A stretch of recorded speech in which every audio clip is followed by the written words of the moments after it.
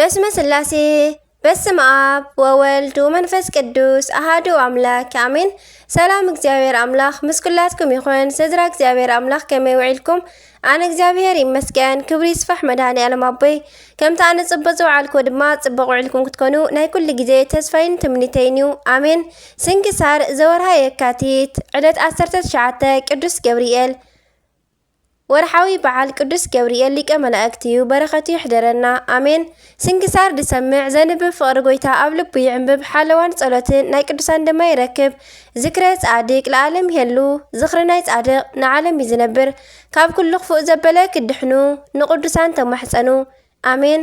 ወርሓዊ በዓል ቅዱስ ገብርኤል እዩ። ንኹልኹም ኣብ ስደትን ኣብ በረኻን ኣብ ዓድን ዘለኹም ቅዱስ ገብርኤል ይሓልኹም።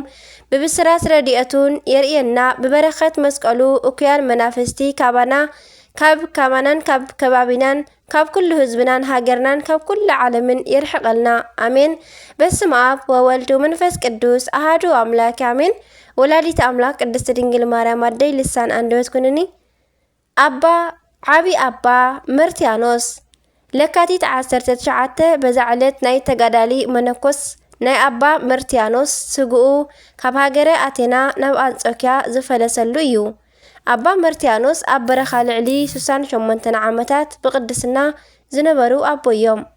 ሰይጣን ነዞም አባ ፊት ንፊት ተዋጊኡ ከውድቆም ስለዘይከኣለ ብዝሙት ንስተለኸፈ ኣዋልድ የሸግሮም ነበረ። ሓደ መዓልቲ ሓንቲ ጨና ነስኒሳ ብዝሙት ከተውድቆም እንተበለት እግሮም ኣብ ውሽጢ እሳት ሓዊ የእትዮም። እግሮም እናተቃጸለ በቲ ዝወፀ ጨና ንኣጋነንቲ ኣልሓቑ። ንዓኣ ከዓ ብንስሓ ተመሊሶም ንቅድስና ኣብቅዕዋ።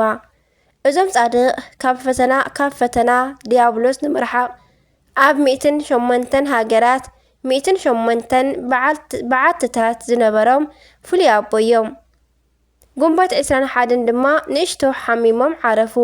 ዝኸበረ ቴዎድሮስ ኣብ ሃገረ አንጾኪያ ኣብ ዘመነ ከሓዲ ናይ ፋርስ ንጉስ ሊቀ ጵጵስና ኣብ ዝተሾመ ጊዜ ናይ ካህናት ሓለቓታትን ምእመናንን ልኢኹ ንስግኡ ካብ አቴና ኣፍሊሶም ናብ ከተማ አንጾኪያ ኣምጽዎ። ብምስጋና እናዘመሩ ድማ ኣኽቢሮም ተቐበልዎ። ዝኸበረ ሊቀ ጳጳሳት አባ ቴዎድሮስ ድማ ተሳለሞ። ኣብ ሳፅን ገይሩ ድማ ኣብ ውሽጢ ቤተ ክርስቲያን ኣንበሮ። በዛ ዕለት እዚኣ ከዓ በዓል ገበረሉ። ንእግዚአብሔር ኣምላኽና ምስጋና ይኹን። ንዓና ድማ ብጸሎቱ ይምሓረና። በረኸቱ ድማ ምሳና ትንበር ንዘለዓለም ዓለም አሜን። ለካቲት 19 ዝኽበሩ ዓመታዊ ናይ ቅዱሳን በዓላት ድማ ዓቢ አባ መርትያኖስ ብዝሙት ንኸይሰናኸሉ ንእግሮም ብእሳት ዘቃጸሉ አቦ አካለ ክርስቶስ። ወርሓዊ በዓላት ድማ ቅዱስ ገብርኤል ሊቀ መላእክት፣ ቅዱስ ኤስድሮስ ሰማዕት፣ አቡነ እግዚእ ጻድቅ፣ አቡነ ስነ ኢየሱስ፣ አቡነ ዮሴፍ ብርሃነ ዓለም። በረኸቶም ይሕደረና አሜን። ዝወደቐ ዝነጠበ ቃል ኮነ ዜማ ድማ ብኣፈ ቅዱሳን ትጉሃን መላእክቲ ተኣረመለይ አሜን ወአሜን ይበሉ ኩሎም መላእክተ ሰማይ።